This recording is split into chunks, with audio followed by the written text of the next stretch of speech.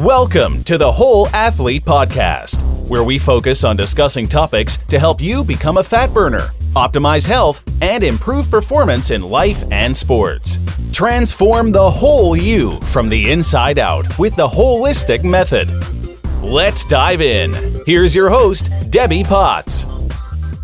Hey everybody, it's Debbie Potts, the host of the Whole Athlete Podcast with my other podcast friend, Mr. Brad Kearns. Get over yourself. It's 2020. It is a syndicated show with Debbie Potts. We're going to spread the word. And, you know, we talk about a lot of cool things offline and reflections. What's hot, what's happening, what's changing, what are the main interests that you have. And so I think this is a good setup for the show that we can talk about the latest trends that we're observing both in let's say in the health and fitness scene, as well as what we've been, what's been working for us, or what we're changing, what we're rethinking. Yeah. And we started a year ago, 2019. Is that when you had the Keto Reset book coming out, or is that the year before? You know, the Keto Reset Diet came out in late 2017. It was one of the first books.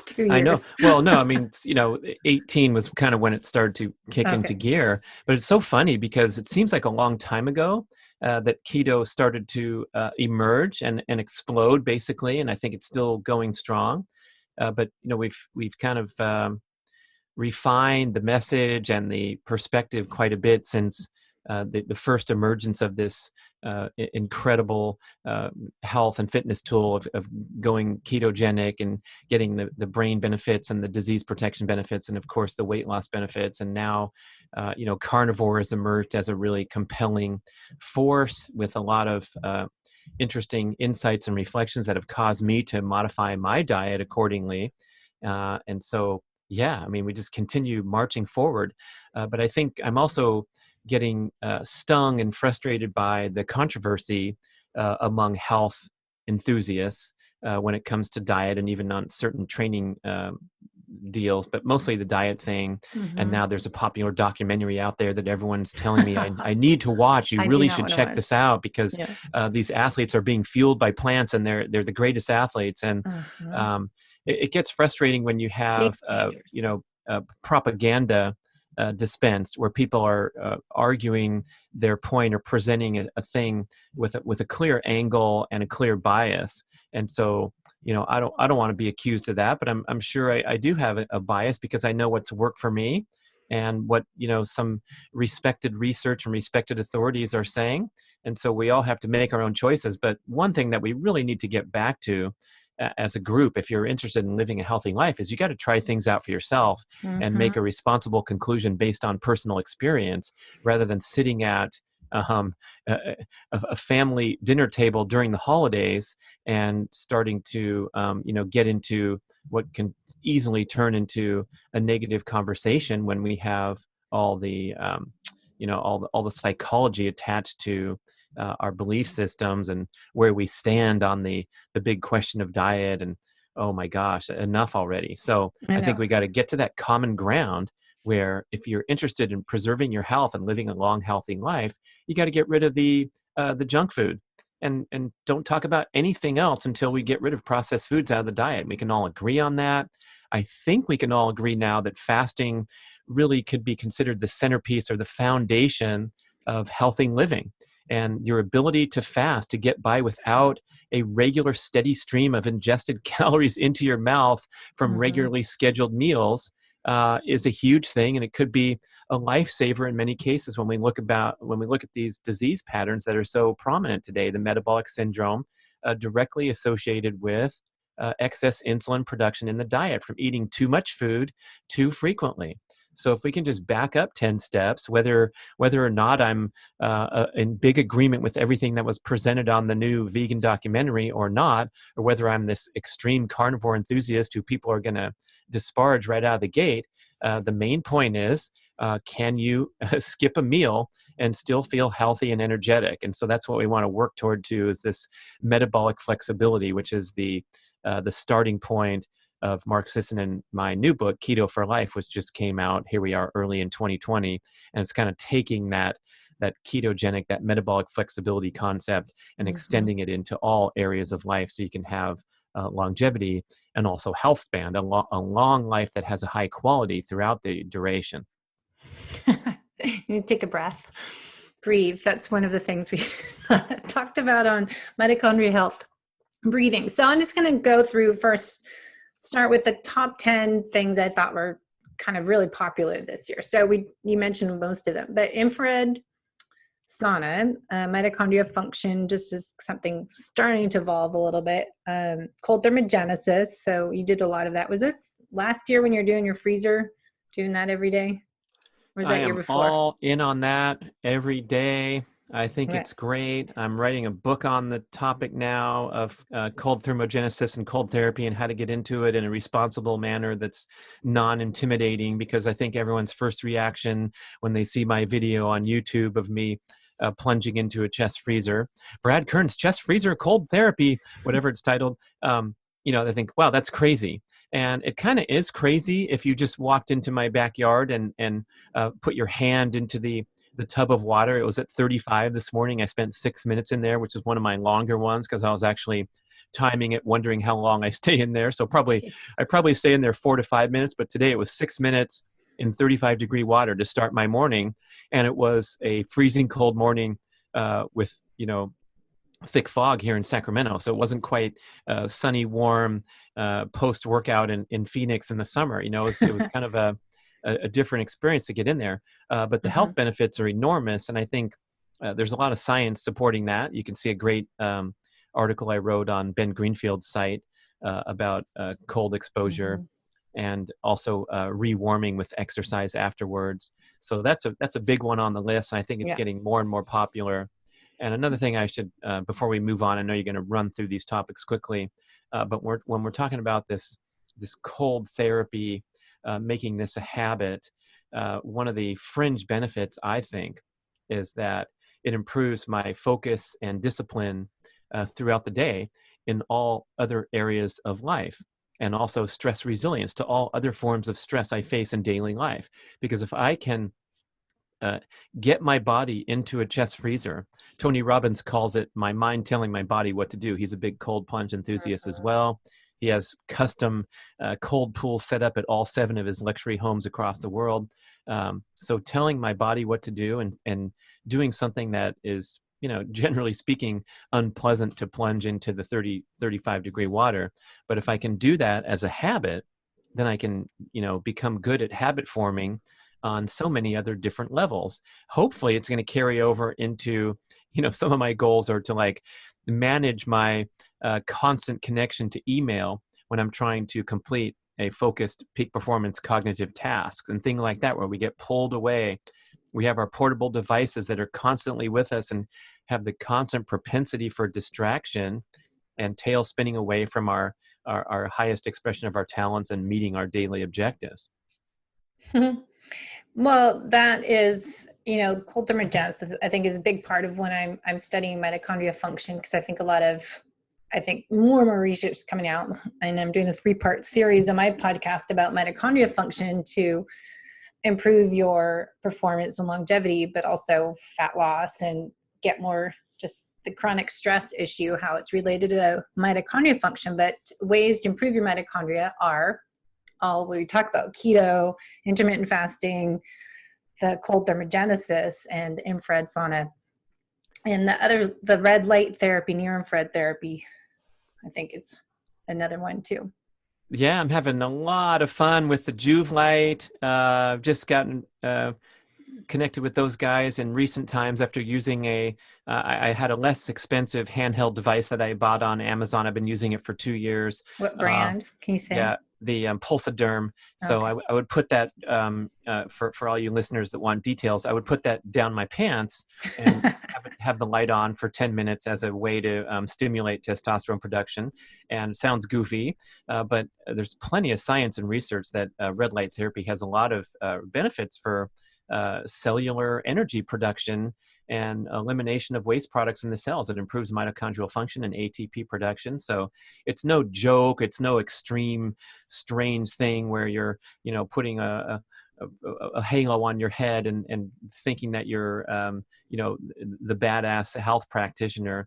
This is real therapy that's been used for decades in the beauty salons to help prevent wrinkles, because it's known to stimulate collagen production when you put red light on your face. So that's good that made the list. And I think, well, I just read a whole book, by the way, by Ari Whitten on red light, near-infrared therapy. So he has a whole book on just the benefits and research and which ones to buy. So if you're interested in it, that's kind of, he's more not selling any brand, but just explaining it, all those benefits. And he did talk about how to improve your testosterone for men using it. Yeah, apparently you need the right wavelength. So this 650 nanograms on the red light spectrum is really important. And there's visible red light, and then there's near infrared, which is invisible, right? So you're getting two kinds of light on a proper device, and they cost a bit of money. It's a bit of an investment because you got to get the quality stuff. Otherwise, you're wasting your effort. And Juve has got some great education on their website. They also sell these devices, and they sell them at different price points, but they're really high quality. But I think the best part is you can go there and get educated before you get lured into buying something you don't know about, or how the best way to use it. So that's on the list. So those are kind of the top 10. I wrote just intermittent fasting, keto, everything, carnivore were the other ones, and HIIT training. So with these 10 ones, I'll put all in the show notes, but I also wrote a list of what people did wrong with it, because I find, reading Facebook group pages, just, I could do a podcast and every comment that's put in there or question. And as a nutritional therapy practitioner, now I'm an FDN practitioner, I kind of read things differently, interpret them maybe differently than just anyone might just go, oh, okay, that sounds good, let's try that. I think so many people get stuck in the trial error. As you said, N equals 1, everyone's bioindividual. There's, yes, Game Changers is really out there bringing people like, oh, should I be vegan? Should I be carnivore? Should I be paleo? Should I be totally keto? How many macros? And it's just like everybody, it's all about eating real food. Balance your blood sugar is what I keep saying. You're not the same as the person next to you. Everyone's got different genetic microbiome, different lifestyle, different stressors, internal hidden stressors that you don't know about, and your mitochondria function. So to copy a program that someone else is doing and expecting the same results is not realistic. And so I wrote a bunch of stuff down and kind of pick your brain of what you think are some of the big mistakes people have been making trying to do all these different things, and all these health and fitness trends, and nutrition is a big one. Yes, we have a lot of challenges in doing this stuff the right way. For a silly example that kind of gives us perspective, I jump into the chest freezer cold plunge, and I have this wonderful hormetic stressor that delivers a net overall positive benefit, even though it's stressful to jump into cold water. Now, if I stayed in there for 20 minutes, they'd probably have to pull me out and take me to the hospital. It would be a disaster for my health, right? So the timing and the dose is everything. And I think in a lot of these cases, what's going on, you wrote on the list intermittent fasting, you wrote on the list high intensity interval training. And in many cases, we can screw these up and add more, increase our life stress score rather than decrease it. And, we're trying to decrease stress or manage stress, improve fitness, improve health. And a lot of times our pursuits get in the way. You know that from doing Ironman training and racing. Ironman training and racing for a decade, flat out, is going to accelerate your aging and compromise your health due to the extreme nature of the goal. And there's almost no way around that except for to pronounce yourself an Olympic distance athlete forevermore and never exceed, the 2 to 3 hour race time instead of the craziness of the long duration stuff. So we want to make sure that we're always feeling healthy and energetic and a positive benefit from the things we do. Otherwise, it's, time to change course. And that includes diet. That includes your CrossFit membership when you're going 5 days a week instead of 2.5, and all those kind of things. So the list of the 10 things I said were trends in the year. We must say, look at the theme. They're all hormetic stressors, which is acute dose, a blast of some type of stress is a positive. But where we all go wrong, I would think, is anything that gets to be done too much that becomes chronic. And chronic usually leads to imbalances, dysfunction, and becoming broken. So if you do too much fasting, too much keto for some people, and as a whole nother topic of women's health and hormone cycles with Dr. Stacey Stims, I've been reading her book, and carnivore. I mean, just all these things, too much HIIT training, and people not doing HIIT training right because they're not going high enough heart rate and low enough. And infrared sauna, mitochondria, well, this is all about mitochondria, cold thermogenesis, like you just said, too much. And then I did put CBD in there in the infrared, but anything, so much of those hormetic stressors, it's a Goldilocks effect. How much is just the right amount to create that positive response? Yeah, I think we should talk in particular about HIIT training, high intensity interval training. And Dr. Craig Marker, I think, has produced some just absolutely breakthrough, life-changing insights for athletes when he calls into question the prevailing approach to high-intensity interval training. And in fact, he offers a different acronym called HIIT, HIRT. So there's an article called HIIT versus HIRT on breakingmuscle.com that I will say has changed my life and changed my approach to my high-intensity workouts to great benefit.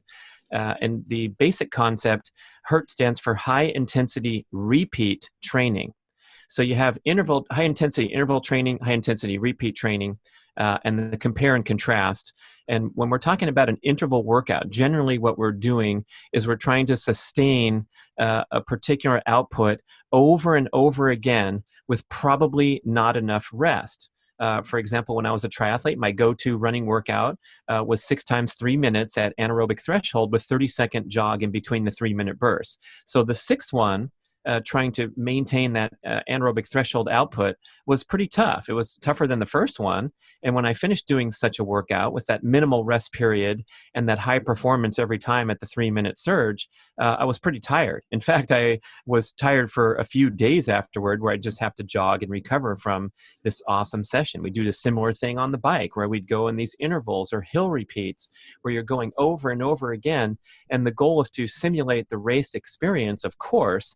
Same with when you're in a group exercise bicycle class and they're hitting the intervals over and over. They're trying to get you in shape and push you and challenge you to a new fitness level. But what happens is it's very easy to break down and cause so much cellular destruction from your high intensity workout that lasts for a long time that you have a prolonged recovery time, and you can even get these negative health effects like ammonia toxicity in the bloodstream, which is particularly damaging to brain cells. And this could be why 36 to 48 hours after my sprint workouts for the last decade, I'd kind of feel like crap a lot. And I'd reference back, oh yeah, here I go again with an afternoon blues. I need to go take a nap because I can't even stare at my computer screen because I feel fried and exhausted and my calves are really sore because I do these great sprint workouts and I try to keep doing them even as I got into the 50 plus category. And I still go out there in the track and I'm trying to fool around and set goals and be a good athlete and be an explosive athlete. But the price to pay for these difficult interval sessions is too much, and it can compromise your health and your fitness progress. So the concept with high intensity repeat training is, briefly, shorten the duration of your explosive effort so that they're truly explosive, that you're truly working the top end, rather than trying to sustain a quote unquote sprint for 30 seconds. You can really only sprint for 10 to 20 seconds.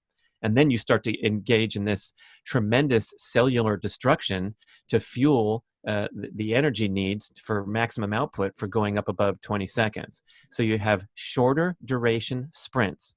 You have much longer recovery time in between these explosive efforts. It might be sprinting on the football field like I do. It might be kettlebell swings or something you're doing in the gym. But if you're asked to deliver maximum output, you keep it between 10 and 20 seconds. That's kind of the sweet spot to get the training effect, but not the destruction of your cells that happens if you go longer than 20. And then you rest for so long. He calls them luxurious rest intervals. You take so much rest that when you come back to do your second, your third, your fourth, your fifth, and your sixth, your performance is similar to your first one. And you're not feeling fried as the workout progresses. In fact, you walk away from the track or from the kettlebell swing session and you feel kind of a bounce in your step and you feel refreshed and energized because you just pushed your body, but you didn't fry it with a workout that was too strenuous. So this is great for elite athletes trying to get an edge and peak for their next race, but it's probably more important for the average fitness enthusiast who's doing something well-meaning, like getting onto their Peloton bike or their group class in the gym and trying to keep up with what the instructor's telling them on the screen or in person and do it 3 times a week because they really want to make some changes here in the new year and their New Year's resolution. And what happens is you get breakdown, burnout, illness, and injury after 12 weeks or after 6 weeks or after 6 months. Whatever it is, it's too much for your body and your body falls apart. I don't know if you've heard of this new device, Debbie, called the Carol Fit. It's the CAROL exercise bike. And they're promoting a workout protocol where the workout lasts for 8 minutes. So the entire workout is a little warm-up, a 20-second all-out sprint, a recovery, another 20-second sprint, and a cool down. And you're done in 8 minutes. Like and the new Tabata? Is that the female? Yeah. I mean, Mr. Tabata, it's good you mentioned Tabata. Like everyone in the gym knows Tabata this, Tabata that. I'm doing a Tabata workout where you work for a certain interval and you rest for half of the work interval. 20-10 times 8. Yeah, 20-10. And the science behind Tabata, Japanese scientists that had great success with Olympic speed skaters doing this interval protocol. It was only a 4-minute. It's a 4-minute protocol. Mm-hmm. It's not an hour-long Tabata workout, but I see on the sign at the gym, Tabata class 9 to 10. Yeah, and so it's blown way out.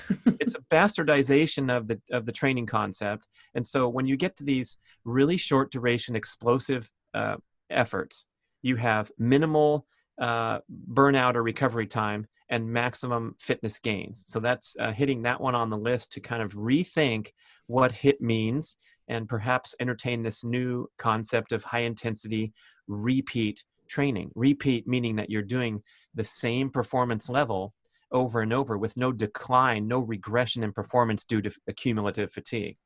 Yeah. Well, that's one thing I put on my, trends, the problems or what gets broken, I think, is HIIT training. I know myself, I need to have a heart rate monitor because as an endurance athlete, I can go 120, 130 heart rate for a long time. But to get myself to go to 160 to 170 is where I need to go for my high intensity, for my heart rate ranges. I have to, do hill repeats or go outside or like run stairs. So for me to do burpees or something like that, it doesn't get my heart rate up to 160, 170 because I need something that gets my heart rate that. So I'm really not doing a true HIIT interval or Tabata 20-second sprint all out if I'm not going above 155, I always think. So I think a lot of people find your own heart rate ranges, but you need, I think, a heart rate monitor because the more fit you get, the harder you have to work. And if you get more used to a type of exercise, you may not be getting the same numbers. So you have to work harder to get to your 160 heart rate.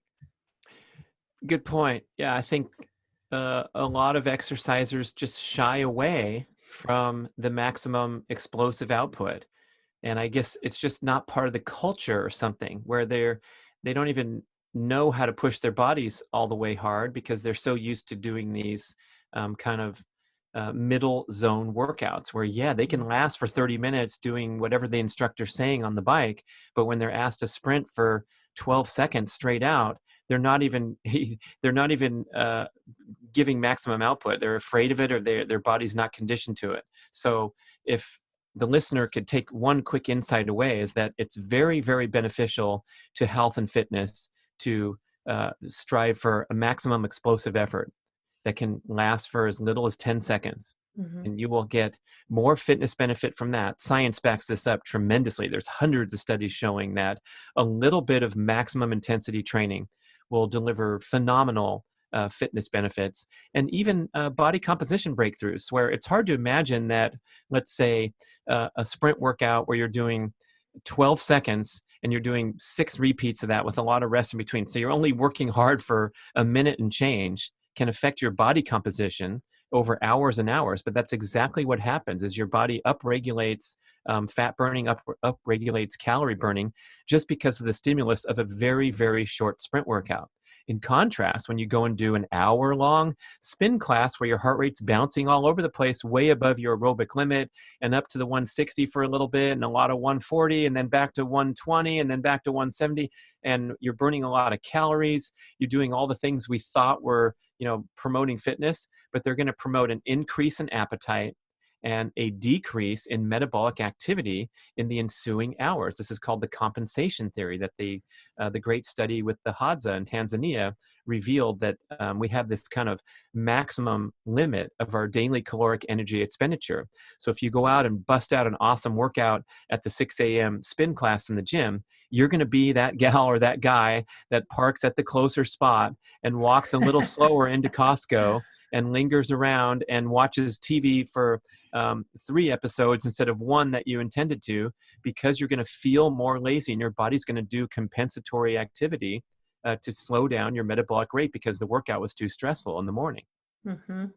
Well, I think that's where a lot of people get, overtrained and under recovery, and then, they sit on their butts all day long too. So it's like, one of my 8 elements of the holistic method is movement and mobility. And if you're working out that, 5:30 a.m., you're doing your workout, get it done. And then you go sit all day and you're hunched over, you're in a car, you're at a desk, you're not outside. There's no daylight exposure. You're not getting outside for fresh air, grounding. I mean, there's the other part we always have to remind people of, that it's not optimal health isn't just going to the gym, banging out some Peloton class or workout that I'm watching people. When I'm on the spin bike lately, there's 5 Pelotons at my gym, and I watch people do the workout. It's kind of funny. But I think it's a lot of what you're saying is, working hard, but recovery more. And I know metabolic effect guys, Theta, those guys years ago created that, rest-based training. And I think there's so much to that. I think there's people that don't work hard enough, and then there's people that work too hard. And it's just, figuring out how to push yourself the right amount. Yeah, once in a while is fine. I mean, the explosive workouts take a long time to recover properly from.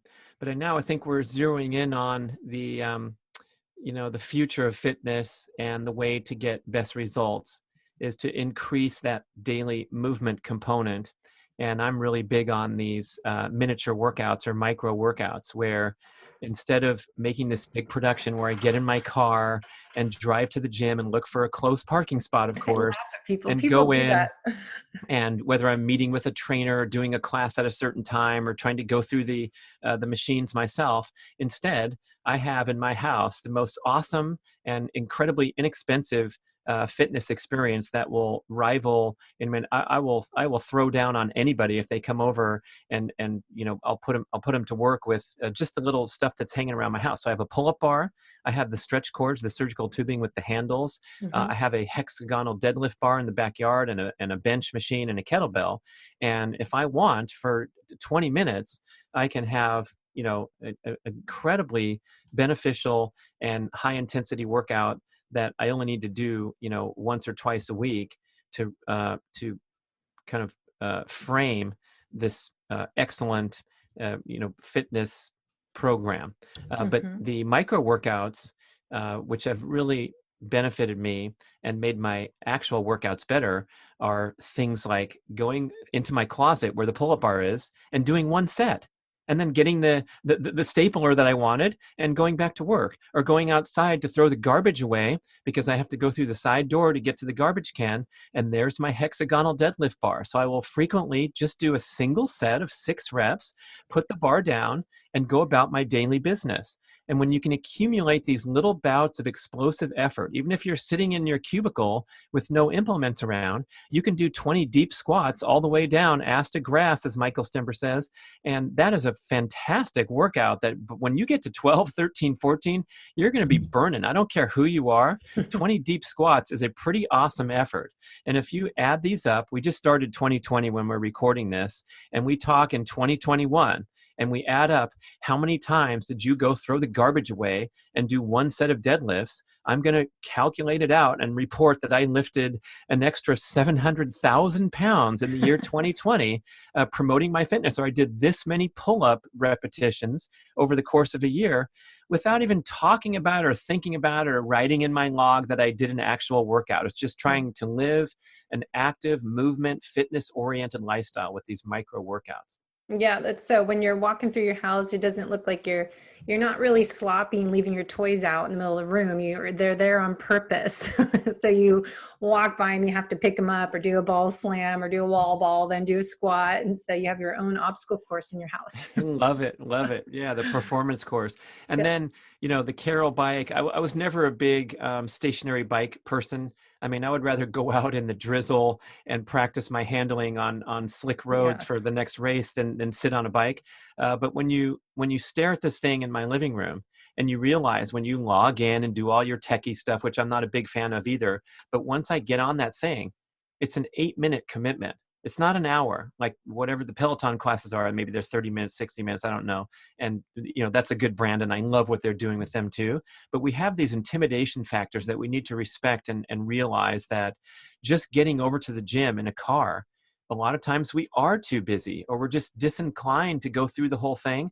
So we have to lower those fitness barriers. And so when I look at this bike and I realize it's just an 8-minute binge and I'm going to get these 2 maximum output sprints that are going to improve my fat burning and have all these metabolic benefits for a long time afterward, it makes it really easy to succeed rather than easy to launch into a bunch of excuses about my budget's different now. I can't afford a trainer, so I haven't been working out. What? Come on. I know. So I know we're going to be running out of time because we're on our favorite topics, but I want to read through the list I thought were kind of problem areas and of 2019 and then go into our predictions for 2020. Because there's some things like I just think we're end of 2019, we're starting to get more popular and they'll grow, I think, as the year goes on. But a big thing I saw is dirty keto, because I'm in these beginner Facebook group pages, and this dirty versus clean keto, which no one understands. I'm not going to talk about it, but just liver congestion, detoxification issues. You are what you eat. So you're putting crappy food in your body. This whole dirty keto thing drives me nuts. So that's one thing is, I think, a hot topic. OMAD, I think is great. Like you talk about intermittent fasting, time restricted eating 1 meal a day. But then I keep hearing more talks about people, and that kind of goes with another topic, emotional eating. If you have issues with food or poor relationship with food, you might end up binging or overeating and eat whatever you want in that time restricted feeding window. So overeating keto foods because they're keto, just because everything's like paleo now, everything's keto, you can eat whatever you want because it's keto. And someone had Cheez-Its. There's some person that had a picture of all the food. They bought so much food and they're like, okay, I'm on my keto starting day 1 tomorrow. I'm like, okay, you just wasted probably tons of money on processed foods that were keto to keep your carb count down, even though it was all processed junk food. So I think it's confusing out there. Like I said, beginning shows eating real food. And the other one, I'll just run through these so then you can go into your ideas, but over supplementing, I know a lot of in nutritional therapy world and all these biohackers, I think people are in that cycle of trial and error and over supplementing and not looking at, okay, I'm not even working on my sleep hygiene, getting good quality sleep. And so it's a big topic. I think people forget about the importance of sleep. And then fasting, but not really fasting is another thing, having tons of bulletproof coffee, having fat in their coffee, forgetting about just drinking real water and sea salt in it. Emotional eating. I just did a great podcast with Trisha Nelson about healing your hunger, about, intermittent fasting isn't great for people that have emotional issues with food. And then digestion. People think they're eating, keto or carnivore, but they're not taking any digestive aids, or they're eating really fast, eating stressed out. So I always say it's how you eat, when you eat, and why you're eating. So not just what you're eating, but I think those are important issues. And then we already talked about working out HIIT training without heart rate monitor to really work hard, but then we make sure they're recovering enough. And then we talked too about copycat, not one person's the same, bioindivuality, and looking at your own genetics and unique self experimentation. So what do you have anything to add on there? Things that, were trendy this year, but things that we caught hearing about and from your listeners and social media, or just from people calling you for help? What do you think was kind of the lessons learned from 2019 and how we can make a more of a positive experience in 2020 to get the results we're looking for? Right. Yeah, we can get into each of these on this nice list you prepared. I guess one that comes to mind that's really been bothering me is this hyperconnectivity and overstimulation, these factors that are entering into our lifestyle really just suddenly on the timeline of human history. And even in for people like us of our age, we can reference decades of time prior to the introduction of the portable digital device. And so, I'm a writer, Debbie. I've been writing books for, 25 years, 30 years. And back in the old days, I would go over to the library or something with some ideas and a notebook and pen and paper, and then maybe needing to go look up a resource. So get up and go to, the sixth row and find a book and take some notes and put the book back. Or, maybe I had a stack of books at home that were, my favorite go-to books from Deepak Chopra and whoever I was, reading at the time. And I'd put these ideas together and I'd be focused on a blank screen, typing up a book for days and months on end. And now it's a lot easier to write a book because we have information at our fingertips, and I can even think of something somebody said and type that phrase into Google and remember where I heard it. And it's wonderful to have the rapid exchange of information. But I think if we aren't responsible about our use of technology, it's going to destroy our brains and destroy our health and our enjoyment of life. And there's plenty of research about that. I've done shows on Get Over Yourself podcasts about the dangers of distractibility and hyperconnectivity and formulating these disease-like conditions of FOMO. That's fear of missing out, or FOQ. You know what FOQ is? No. Fear of keeping up. Oh, funny. So, we get into this mode. There's been plenty of talk about how social media makes you feel left out and inferior to your friend that's toasting you on the beach in Hawaii or whatever. And so trying to get back to a better connection with nature and more stillness and more time for thoughtfulness and reflection are big goals for me personally, and also observing the importance of that, of, connecting with our friends on a interpersonal level rather than just blasting people with text and emails, and even phone calls is one step deficient from that. Yeah, there's a great book by Dr. Robert Lustig, who's had notoriety as the anti-sugar crusader and one of the world's leading experts on the physiology of how destructive the modern diet is. And he wrote a new book called The Hacking of the American Mind, talking about how we are now like dopamine junkies, where we want immediate, instant pleasure, instant gratification, at the expense of long-term happiness and fulfillment in life, because these chemicals and the way our brains are wired, these two things are in conflict. And sugar is, of course, one of the ones on the list. So are the illegal drugs, so are the prescription drugs, so is digital connectivity and social media and porn addiction and all the instant stuff, the juice you get from an intense workout, the endorphin high. So we're addicts in so many ways to instant gratification, and the ding from a text message is the best example of an instant dopamine hit in the brain, because we respond to novel stimulation in our environment. It's more interesting. Whatever that ding is, is more interesting than the project you're working on your screen when you're trying to lay out your chapters for your next book and whatnot.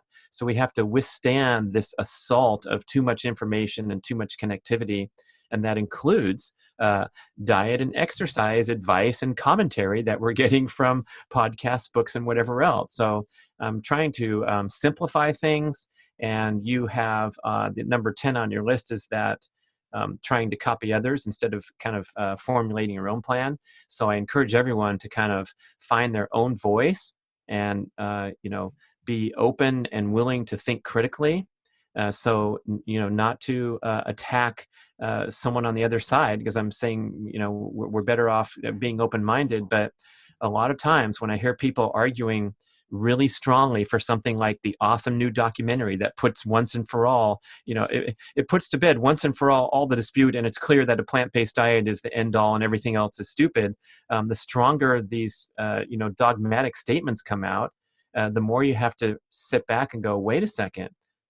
What about personal experimentation, open-mindedness, and all those things? So, I had Rip Esselstyn on my podcast. He's an old friend of mine. We used to race on the professional triathlon circuit together over 30 years ago, been buddies for a long time. And he's one of the leading advocates of the whole food plant-based diet. He's the Engine 2 author. He's got a line of foods and whole foods with his crackers and grains and things that we're in huge disagreement with. But if you listen to the show for an hour, you'll find that we are pursuing common ground. We're both very inspirational and enthusiastic and trying to promote healthy living and help others get there. So there's a lot of good that someone like Rip is contributing to the world, even if the nuances are, there's some extreme points of disagreement. We think that animal foods offer a lot of health and nutrition, and you can easily get into eating too many carbs and getting into disease states. So those people that listen or are exposed to different viewpoints, you need to think for yourselves and take responsibility for yourself and see what happens and test your blood before and after a 21-day carnivore experiment or whatever you want to do. So that's kind of hitting a few on the list, but this assault of information is something that we have to withstand and get back to basics, such as sitting down and having a nice dinner with your family without any devices around. Yeah. So do you have an Apple Watch? No, I think that's the absolute representation of the devil. Exactly. Yeah. And I have to say,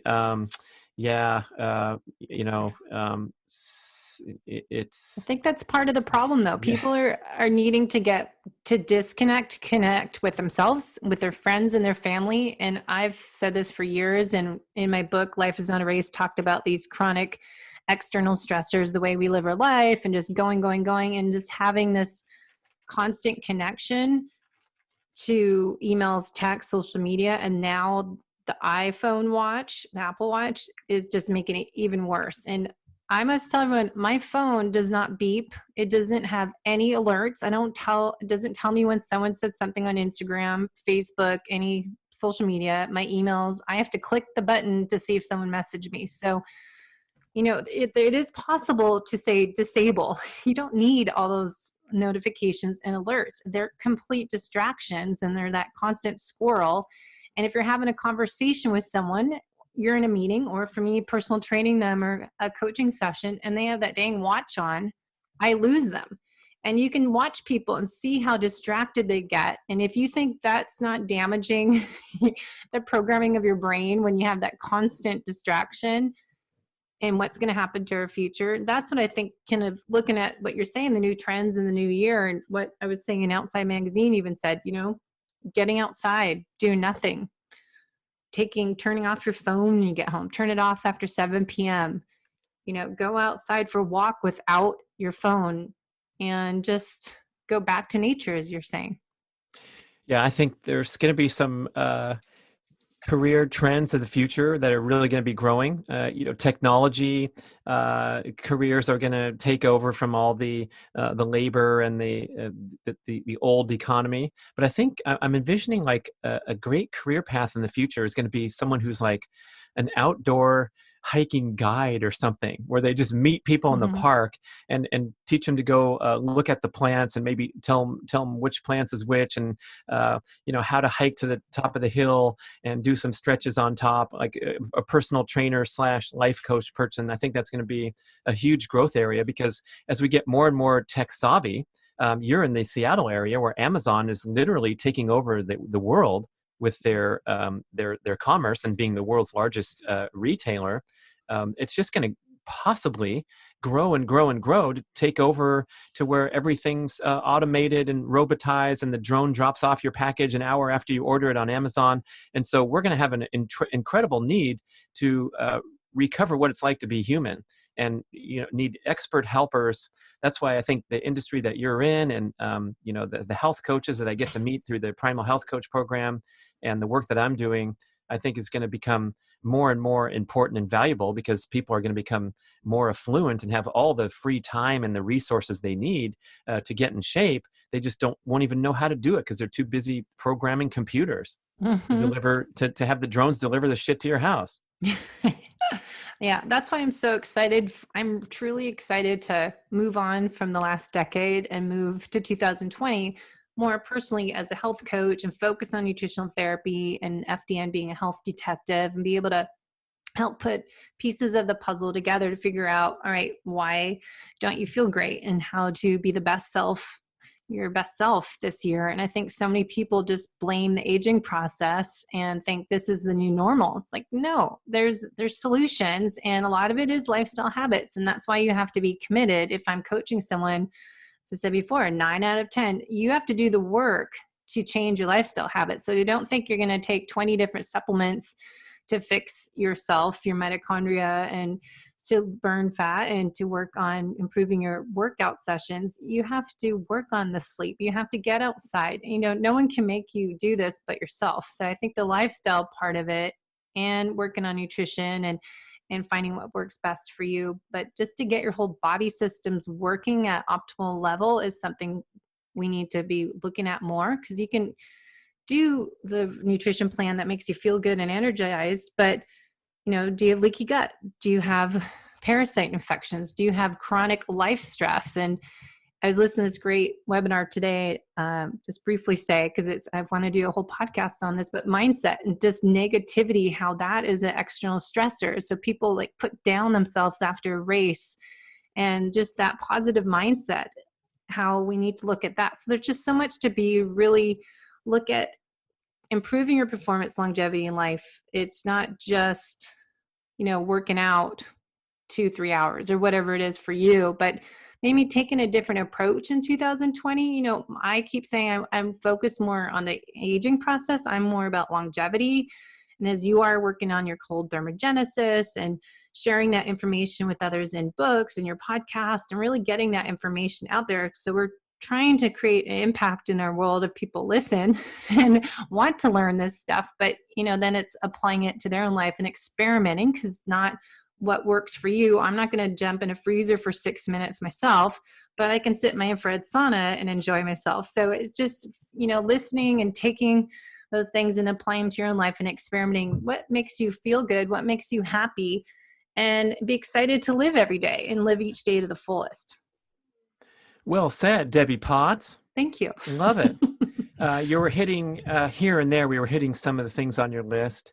So I guess, do you want to clean this list up? These are the challenges. Yeah, I'll put it up in the show notes, but you can finish the show today, and anything you want to just add in, and then we'll see everyone on our own podcast. And everyone, my podcast is the Whole Athlete podcast, and yours is Get Over Yourself. Yes, and Primal Blueprint listeners will get to hear this wonderful show too. So, going forward, I just heard an insight recently. It might have been on Tim Ferriss' podcast, one of his guests saying that for New Year's resolutions, they prefer to just look back and reflection on the previous year for areas to improve, what worked and what didn't. And I think that's kind of a cool spin. We're doing this recording right around New Year, so it's kind of a cool topic to bring up and say, yeah, I mean, the disappointment of setting too many goals or setting your goals too high and getting discouraged. I think we need to, discard that type of thinking once and for all, and just do the best you can every day, and realize that there's a lot of forces conspiring against your health and balanced lifestyle. And it's up to you to, like you say, power down and refocus and reprioritize. Some things that have really worked for me is my morning mobility flexibility routine. So I put that on YouTube as well. So every day, and I'm so proud to say this in public too, because I'm not a consistent guy and I don't have anyone to answer to. So I kind of go with the flow and do what I want to do. And some days I might be working on my golf game instead of working, and then I might be punching out emails on New Year's Eve because I don't care that it's New Year's Eve and I don't feel like going out and party. I just do my own thing. But every day I wake up and I do a 12-minute sequence of flexibility, mobility drills on the ground where it's like a core workout the whole time. But I'm working my hamstrings, my hip flexors. I'm trying to, do some injury prevention and just get me warmed up and awake for the day. And as soon as I finish that, I go downstairs or I go out to the lake and do a cold plunge. So I have this locked in pattern every single morning where I'm advocating for my own health. I'm doing the hormetic stressor, so I'm getting a hormonal benefit as well. But mainly, I can say that my day starts with me doing something for my health and my fitness. And so because I'm disciplined enough to carry that out, whether I feel like it or not, I'm creating momentum in a positive direction rather than 84% of Americans, first thing they do when they wake up, guess what it is? First thing they do, 84% of us. What do they do? Tap coffee? Reach for the phone. Oh, they do? Yeah, we reach for our device first thing in the morning. Oh. And when we do that first thing in the morning, when our brain is in this refreshed, open, high productivity potential state, we put ourselves into reactive mode rather than proactive problem-solving, critical thinking mode. And as soon as we plunge into reactive mode, I don't have the name of the psychiatrist that was quoted in the article, but she gave a great one-liner. It says, "You'll never recover." That is, it's very, very difficult to go back into the other type of brain thinking, that high cognitive performance mode where you're reflective, you're strategic, you're drafting a to-do list, you're reprioritizing, you're drawing arrows to what order of phone calls you should make, and what are your top 3 objectives, and all that great advice we get. As soon as we reach for our phone, we are putting ourselves way back behind the head of the pack, or behind our peak performance potential in the morning. So anything, and I used to call my routine a 5-minute stretching routine because I thought it took 5 minutes, and then we finally filmed it for the YouTube and it took 12. And I was absolutely shocked because I'm like, wow, it's 12 minutes. That's like half a workout. If I keep going and I do some stretch cords and deadlift, I just worked out for a half an hour without even thinking about it. But when we're in good habit patterns, we have supportive people around us that encourage our activity, and you want to meet with a friend instead of sitting at the coffee place and the noisy background music, you go for a walk instead, and you put things into place in your life. You start to build such wonderful momentum that it seems like you can't live without it now. And that's what the exercise, we know from the fitness community, especially the triathlon community, people can't imagine not working out every day, where some people are just wishing they could be motivated and disciplined enough to go do a workout every day. And by the way, that stuff's overrated. So, forget about motivation and just do it. That's what my cold plunge message is all about too. Because if I have to psych myself up or motivate myself to jump into freezing cold water, that's going to be very difficult to do. I have a sauna sitting right next to the cold tub. It's, for some reason, people who come over, the sauna is way more popular than the cold tub. I don't have to motivate anybody to get into the sauna. No. But to build habit patterns, whether you're pumped up and psyched up or not, you just do it. That's the secret to, enjoying your life and having a happy, fulfilling life, rather than just going for the dopamine hits all the time.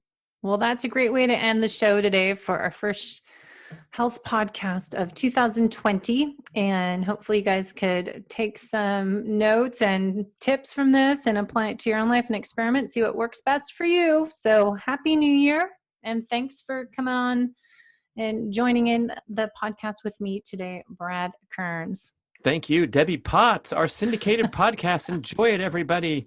Have a great day. Thanks for listening to the Whole Athlete Podcast. If you have any questions, feedback, or topic suggestions, let us know on Facebook or at wholeathletepodcast.com. You can help us continue and grow by leaving a review on iTunes. Thanks again, and see you next time.